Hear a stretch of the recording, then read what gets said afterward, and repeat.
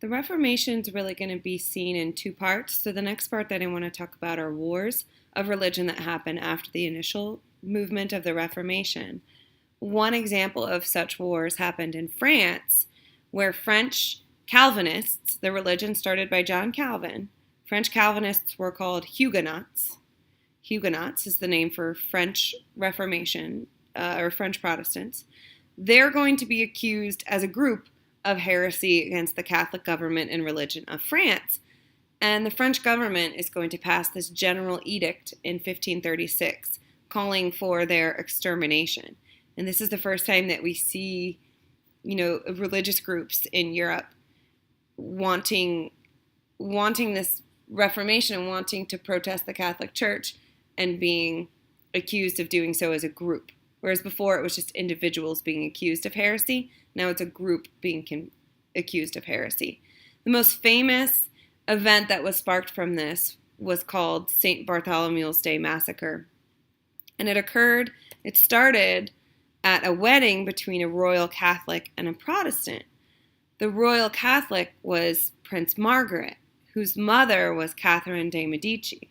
She was from Italy and she was devout Catholic. And this marriage was between Catholic Margaret and Henry of Navarre. Navarre is a region near France, and he was Protestant. And this was almost set up to create this treaty between the two religions. Unfortunately, there was this secret plot behind the scenes to massacre all of the Protestant guests that came to the wedding. Thousands, estimates go from 5,000 to 30,000 of Protestants were massacred in one day by order of King Charles. And one or so thousand were murdered in one day, and then from then on it spread like wildfire and more people were killed. And some people blame Catherine de' Medici. They think that she planned the wedding on purpose to have this happen. Well, Princess Margaret is going to sweep Henry of Navarre away and keep him safe. Their marriage is standing, and it withstands all of this, and he is eventually going to become king because she's going to become queen. And as king, since he was Protestant, although he's going to be forced to convert to Catholicism, as king, he's going to pass what's called the Edict of Nantes. And the Edict of Nantes is going to give religious tolerance to Huguenots or Protestants in France. And he's going to try to end the wars of religion. And he is really going to just try to make sure that Protestants are protected. Unfortunately, later on, there's going to be a monarch who revokes this and takes away that religious freedom.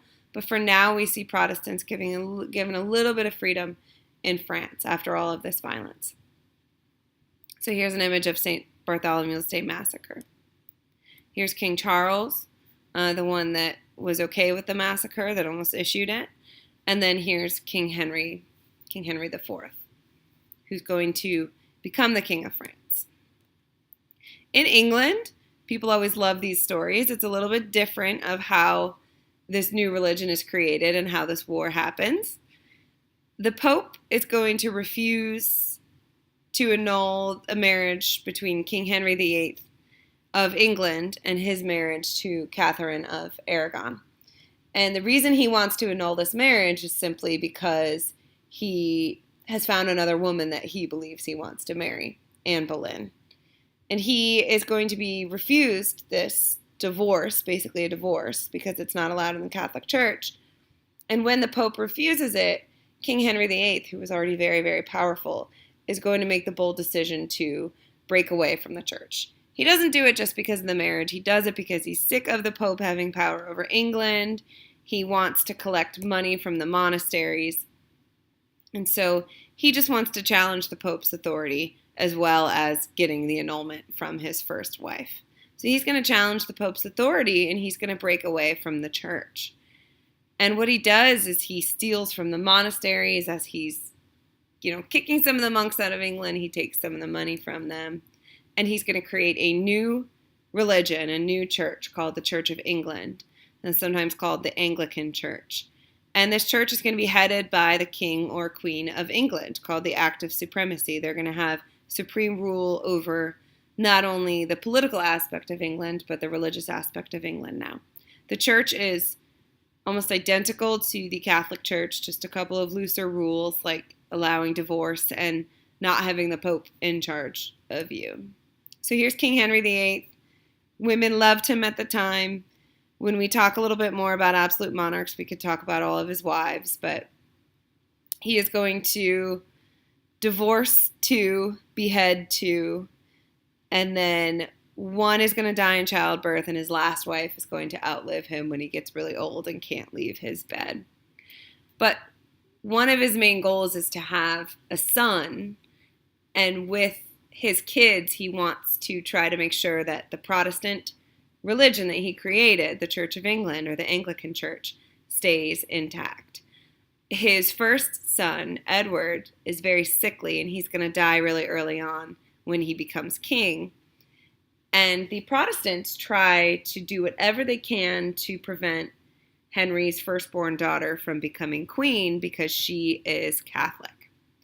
And she is going to depose a person that they put in power in lieu of her.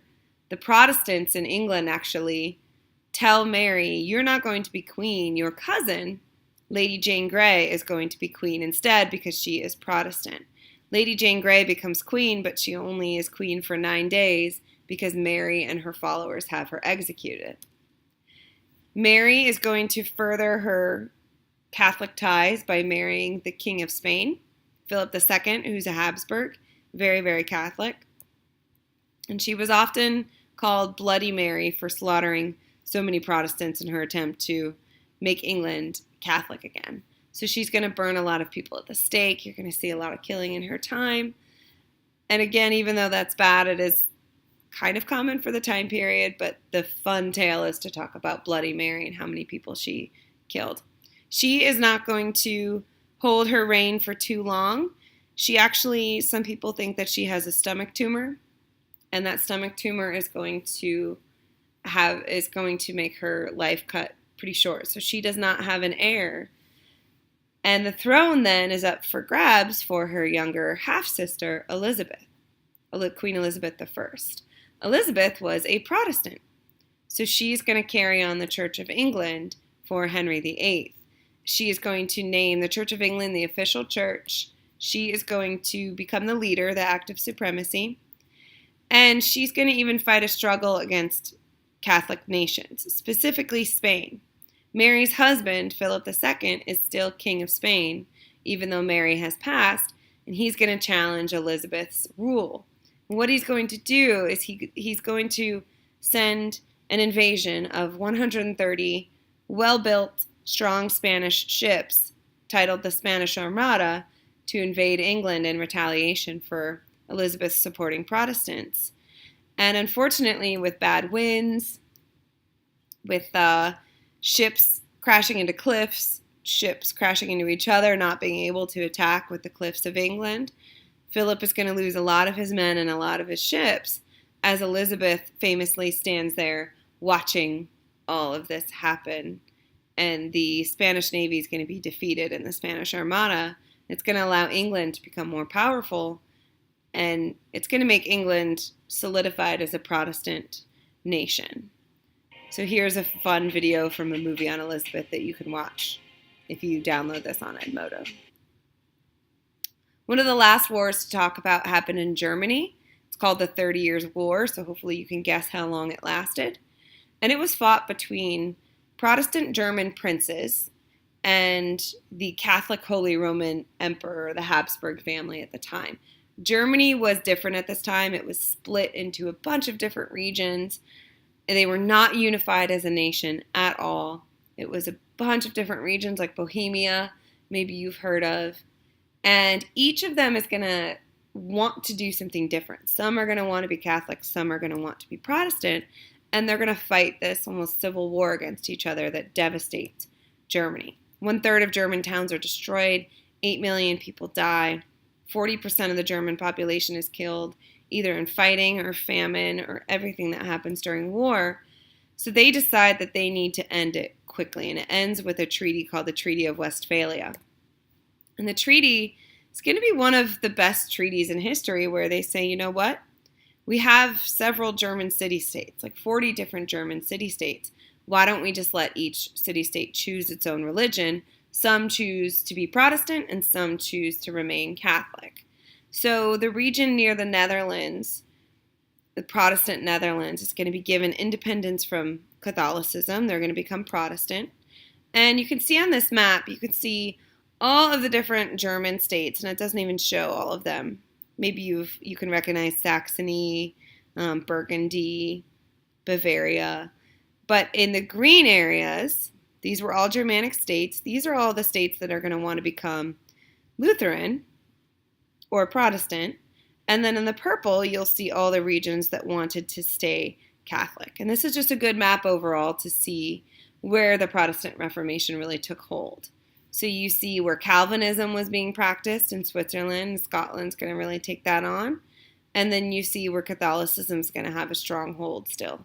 And then you see Henry VIII's church here, the Anglican Church.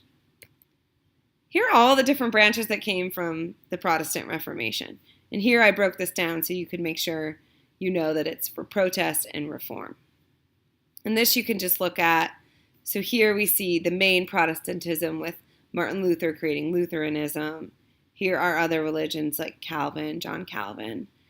And we see the traditional Roman Catholic Church there. And then Henry VIII's church. In terms of local religion, in a lot of rural areas and small villages, we don't see much change. The Reformation doesn't really reach them, but we still see Christianity mixed with their local customs, some pagan beliefs. Like a lot of our holidays get some ideas from those pagan beliefs. And this is where we start to see a fear of witches in Europe. A witch hunt is going to sweep across Europe. Over 100,000 people are going to be tried for practicing witchcraft, including into the new colonies, New England colonies, where Puritans are going to be faced with the Salem witch trials. So we see this fear of witches. Impacts of the Reformation. The Protestant church is going to flourish across Europe. Religion's no longer going to unify Europe. We're going to see a split. Individual monarchs and states start to have more power than the Pope. We see strengthening of ideas of questioning old classical ideas. Tensions are going to continue to occur between Catholics and Protestants. And then eventually we're going to see a growth of religious tolerance. In the big picture, Martin Luther's movement is going to lead and create the branch of Protestantism, a branch of Christianity. The schism is going to lead to decades of religious warfare that causes millions of deaths, but it's also going to strengthen religious freedom and give more power to leaders of European nation states. Catholicism is going to continue to be successful. It's going to be successful in Spain and Italy and even in France in some regions. And then those nations are going to work and they're going to spread it to regions that are colonized by Spain and Portugal. And we're going to see those regions become devout Catholics. And you might even see today, like in Latin American countries, a lot of Catholics. And then we see the Protestant religion spreading to places like North America, where we see like the Puritans settling in New England. So we see these religions becoming more worldwide, but a little bit more religious freedom for everyone. So that is the Protestant Reformation.